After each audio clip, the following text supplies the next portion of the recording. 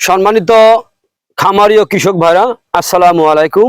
আপনারা যে যেখান থেকে আমার এই ভিডিওটি দেখতে পারতেছেন, আমি সবাইকে জানাই জাকির কৃষি খামারের পক্ষ থেকে আন্তরিক শুভেচ্ছা এবং অভিনন্দন। আজকে আসলাম একটি ঘাসের জমিতে আপনাদেরকে দেখানোর জন্য যে কোন ঘাস কোন জমিতে রোপণ করলে ভালো হয়। এই যে দেখেন আমার পিছনে যে ঘাসটা দেখতে পাচ্ছেন, আমি যে ঘাসের জমিতে দাঁড়িয়ে আছি, এই ঘাসটার নাম হচ্ছে ইন্দোনেশিয়ান স্মার্ট নেপিয়ার ঘাস। ইন্দোনেশিয়ান স্মার্ট নেপিয়ার ঘাসের কিছু গুণাবলী রয়েছে। এই ঘাসে 22 থেকে 25% প্রোটিন রয়েছে। এই ইন্দোনেশিয়ান স্মার্ট নেপিয়ার ঘাসে পাতা হয়, প্রচুর পরিমাণে পাতা হয়। এই ঘাস যে কোনো জমিতে আপনি রোপণ করতে পারেন, যে কোনো মাটিতে আপনি রোপণ করতে পারেন। যে কোনো জমি বলতে আপনার যে জমিতে আপনার জোয়ারের পানি অথবা বৃষ্টির পানি হয় আবার আস্তে আস্তে চলে যায়, আপনি এরকম জমিতে ওই ঘাসটা রোপণ করতে পারবেন, এই ইন্দোনেশিয়ান স্মার্ট নেপিয়ার ঘাসটা। কিন্তু দেখেন এই যে ইন্দোনেশিয়ান স্মার্ট নেপিয়ার ঘাসটা কিন্তু আপনার যে কোনো মৌসুমে আপনি রোপণ করতে পারেন। দেখা যায় সামনে কিন্তু শীত আসতেছে, ওই শীতের সিজনে আপনি কোন ঘাস খাওয়াবেন। দেখা যায় ভাই এই ঘাসটা কিন্তু শীতের সময় কিন্তু এই ঘাসটা হয়, এই ঘাসটা কিন্তু থেমে থাকে না। কিছু ঘাস রয়েছে দেখা যায় যখন শীত আসে তখন কিন্তু ঘাসটা কিন্তু আর লম্বা হতে চায় না, বড় হতে চায় না। আর এই ঘাসটা কিন্তু শীত সহনশীল ঘাস। এই ঘাসটা আপনার শীতে প্রচন্ড শীত যখন পড়ে ওই সময় কিন্তু ঘাসটা বৃদ্ধি হয়ে থাকে। এই ঘাসে গরু অথবা ছাগল আপনি পালন করতে পারেন এই ঘাসের মাধ্যমে। তো আপনি কোন ঘাস চাষ করবেন সেটা একান্তই আপনার ব্যক্তিগত বিষয়।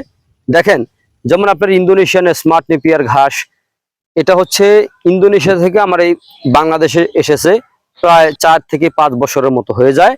আর দেখা যায় আপনার যারা ওয়ান হাইব্রিড ঘাস আছে, ওই ঘাসটা কিন্তু চীনের ঘাস। ওটা কিন্তু ডক্টর জহির ইসলাম স্যারের হাত ধরে আমাদের এই বাংলাদেশে এসেছে, প্রায় আসছে 16 থেকে 18 বছর পর্যন্ত প্রায় হয়ে যায়।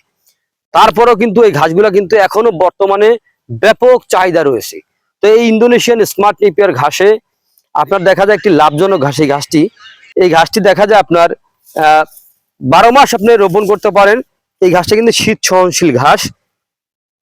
এতটুকু একটি কাটিং থেকে আপনার 4 থেকে 5টি একটি গিটের একটি কাটিং থেকে এত বড় বড় ঝোপা হয়ে থাকে।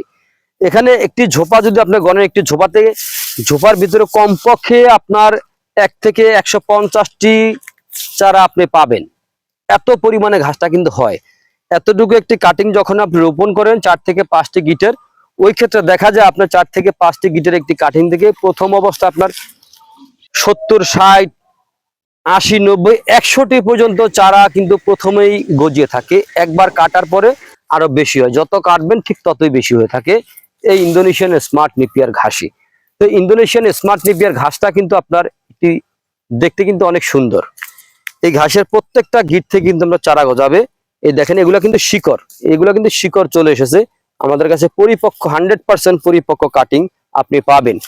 যদি আপনি 100% পরিপক্ক কাটিং আপনি রোপণ করতে চান, তাহলে অবশ্যই আমার স্ক্রিনে দেওয়া নাম্বারে যোগাযোগ করবেন। এই ঘাসের কিন্তু আপনার কোনো বিচি হয় না।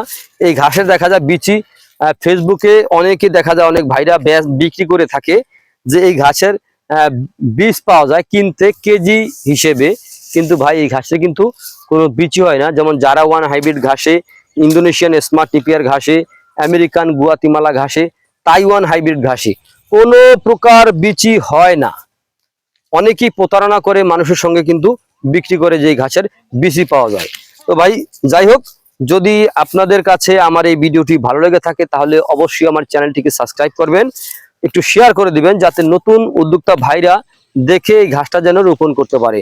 গরু অথবা ছাগলের খামার গড়ার পূর্বেই অন্তত পক্ষে 2 মাস আগে ঘাস চাষ করবেন, তারপরে আপনার খামারে গবাদি পশু উত্তোলন করবেন। তাহলে কিন্তু খুব সহজেই আপনার খামারে আপনি সফলতা অর্জন করতে পারবেন। তো প্রিয় দর্শক, আপনারা যে যেখান থেকে আমার এই ভিডিওটি দেখতে পারতেছেন, তো আপনারা সকলে ভালো থাকবেন, সুস্থ থাকবেন। আল্লাহ হাফেজ।